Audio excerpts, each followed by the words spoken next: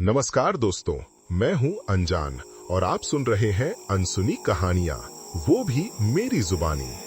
आज की दास्तान एक ऐसे सफर की है जहां अंधेरा सिर्फ बाहर नहीं होता बल्कि मन के अंदर तक उतर जाता है।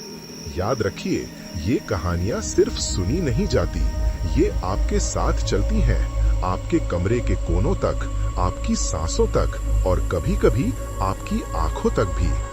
लेकिन शुरू करने से पहले कमेंट में अपना नाम और अपने शहर का नाम जरूर लिखिए।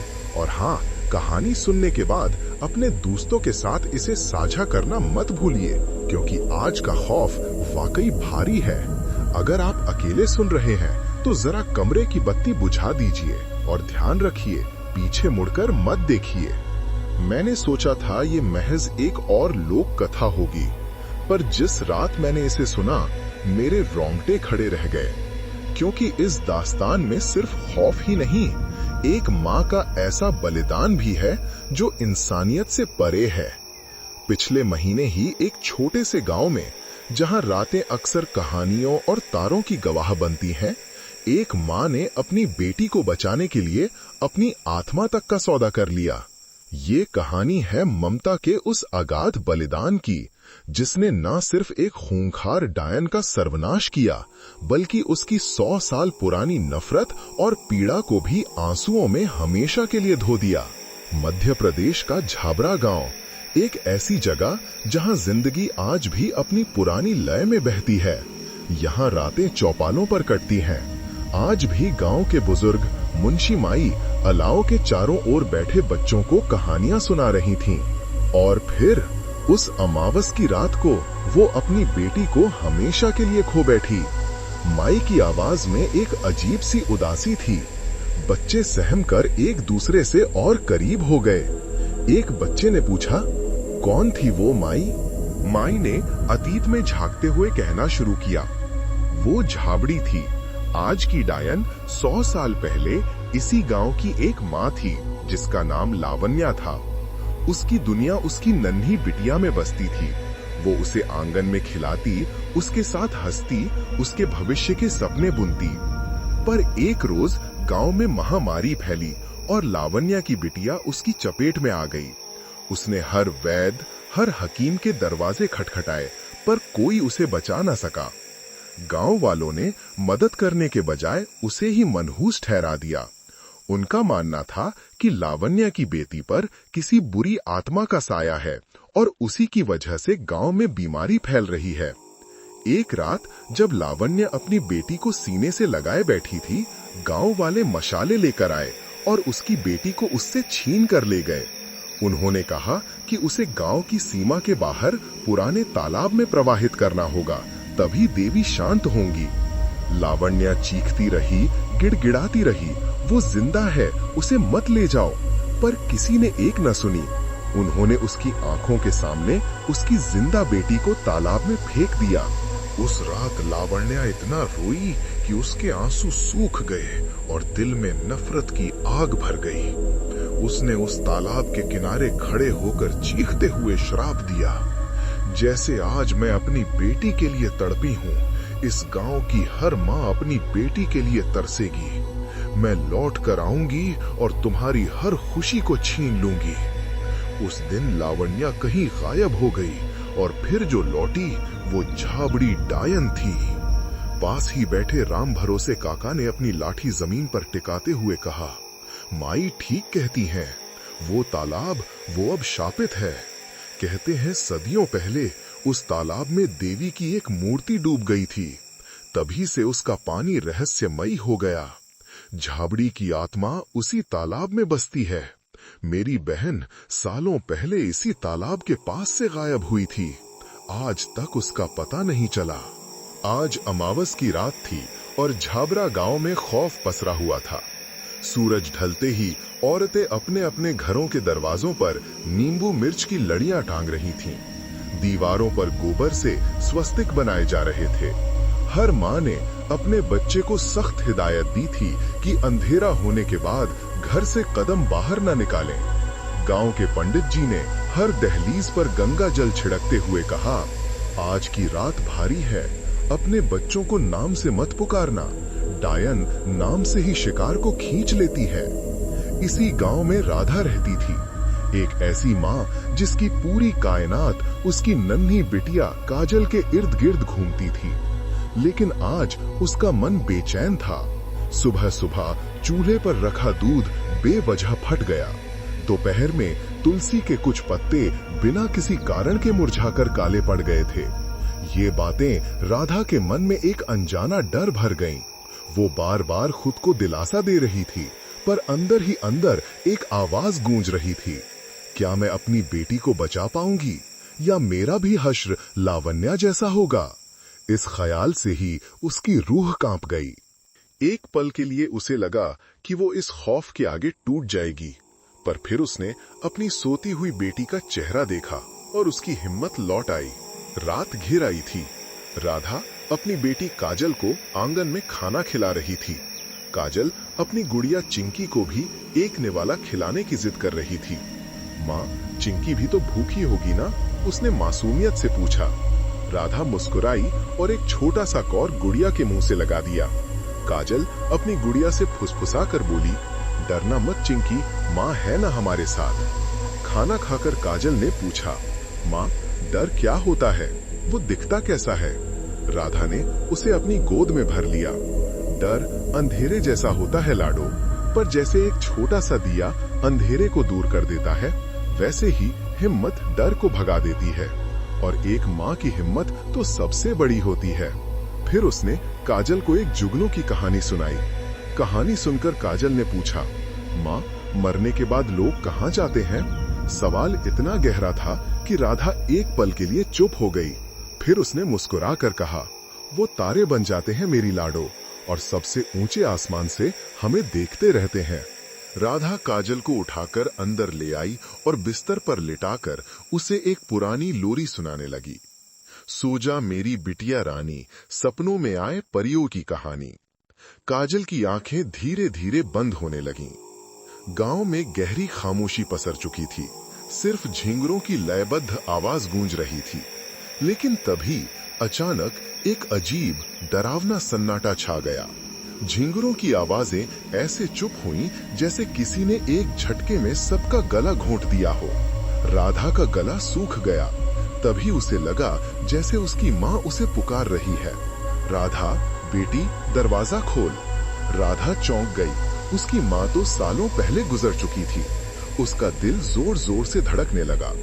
अचानक उसे दरवाजे के बाहर किसी औरत के खिलखिलाकर हंसने की आवाज आई, पर वहां कोई नहीं था। उसने पलटकर काजल को देखा, पर बिस्तर पर काजल की जगह दो बच्चियां सो रही थीं। दोनों का चेहरा हूबहू काजल जैसा था। काजल! वो चीख पड़ी। उसकी सांसें अटक गईं, पर अगले ही पल उसने देखा काजल उसी जगह अकेली सो रही थी, जैसे कुछ हुआ ही ना हो। ये उसका वहम था। तभी घर की छत से पानी टपकने की आवाज आई, टप टप। खपरेल की छत से गाढ़े लाल रंग का पानी टपक रहा था, जैसे खून हो।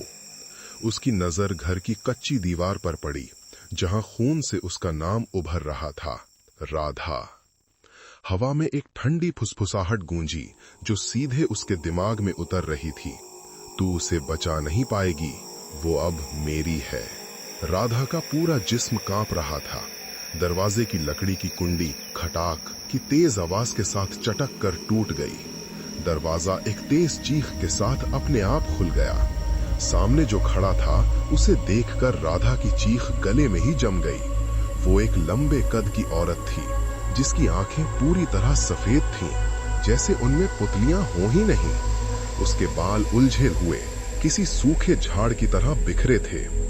नाखून लोहे के कांटों जैसे नुकीले थे, जिन पर पुराने सूखे खून के धब्बे लगे थे। गांव की कहानियों वाली झाबड़ी डायन साक्षात उसके सामने थी। सड़ी हुई मिट्टी और जलते हुए मांस की मिली-जुली बदबू हवा में फैल गई।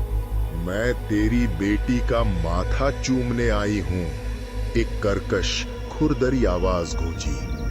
डायन ने अपना लंबा हड्डियों वाला हाथ काजल की ओर बढ़ाया। राधा ने बिना एक पल सोचे पास रखा पूजा का लोटा उठाया और पूरी ताकत से डायन की ओर फेंका। लोटा डायन के शरीर के आर पार निकल गया, जैसे वो हवा से बनी हो। डायन रुकी नहीं। एक शैतानी मुस्कान उसके सूखे फटे होठों पर कैर गई। एक मां होकर दूसरी मां से डरती है? डायन ने ताना मारा। राधा ने जवाब दिया। उसकी आवाज में अब डर की जगह एक अजीब सी हिम्मत आ गई थी। हर मां अपने बच्चे के लिए ढाल होती है डायन। तू मां नहीं, तू तो बस एक खाली साया है जो ममता का मतलब भूल चुकी है। डायन ने हवा में उंगली घुमाई और अंधेरा घना हो गया। दिए की लौ कांप कर बुझ गई। अंधेरे का फायदा उठाकर राधा ने एक पल नहीं गंवाया। उसने काजल को पीठ पर कस कर बांधा और गांव के बाहर बने शापित तालाब की ओर दौड़ पड़ी। पीछे से डायन की दिल दहला देने वाली चीख गूंजी। भाग मत, तेरी बेटी की सांसें अब मेरी हैं। काजल की डरी हुई आवाज आई। मां, डर लग रहा है।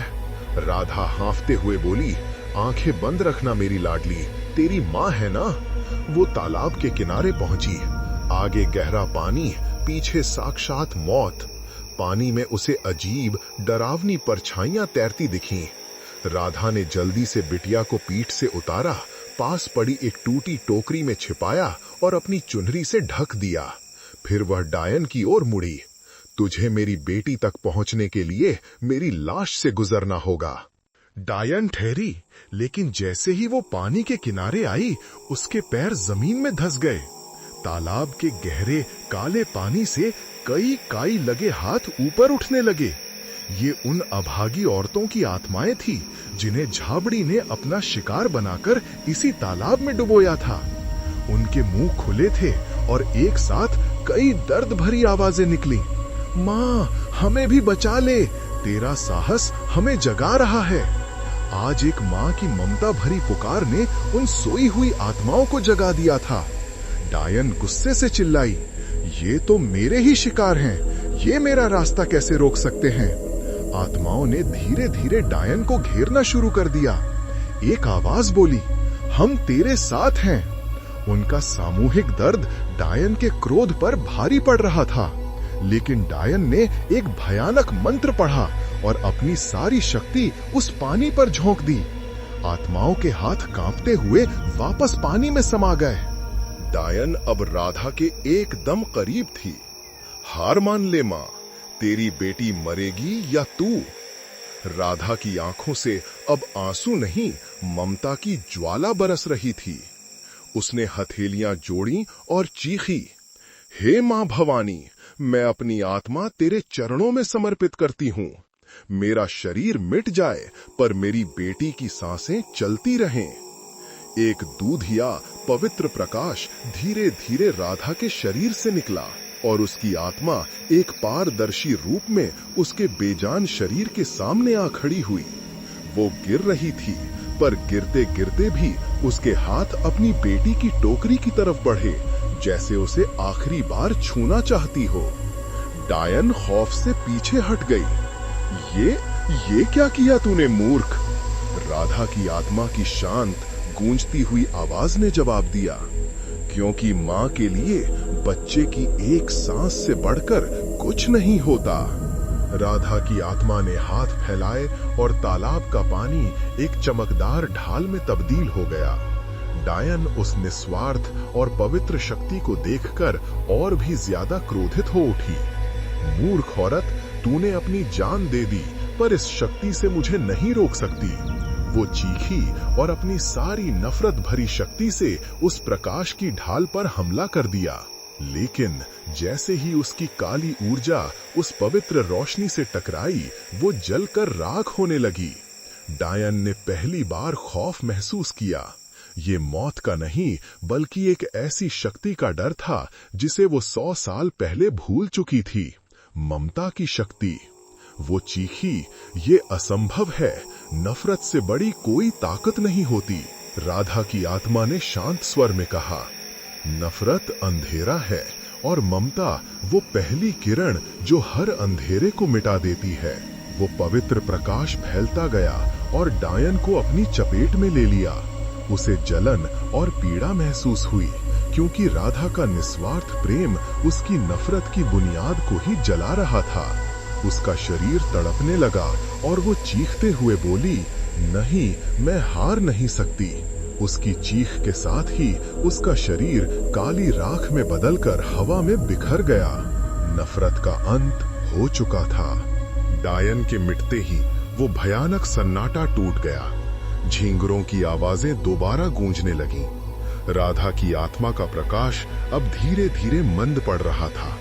उसने अपनी बिटिया को टोकरी से बाहर निकाला और उसे आखिरी बार गले लगा लिया। माँ हमेशा तेरे साथ, तेरे भीतर रहेगी काजल, उसने फुसफुसाया। उसका प्रकाश हजारों जुगनुओं में बिखर कर काजल के माथे पर एक चांद जैसे चमकते हुए निशान के रूप में स्थापित हो गया।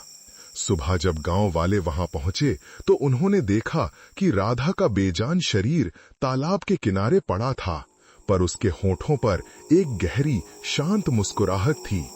राम भरोसे काका ने नम आंखों से कहा, आज से ये तालाब माँ का कुंड कहलाएगा। उस शाम गांव की सभी माताएं, जिनके दिलों में कभी झाबड़ी का खौफ था, उस तालाब के किनारे इकट्ठा हुईं। उन्होंने वहां हजारों दिए जलाए और पहली बार उस तालाब का अंधेरा डर से नहीं बल्कि श्रद्धा की रोशनी से जगमगा उठा। सालों बाद झाबरा गांव की वो रात एक अमर कहानी बन गई। उस तालाब पर हर साल माँ का मेला लगने लगा, जहां औरतें अपनी बच्चियों को ममता का आशीर्वाद कहकर काजल लगाती हैं।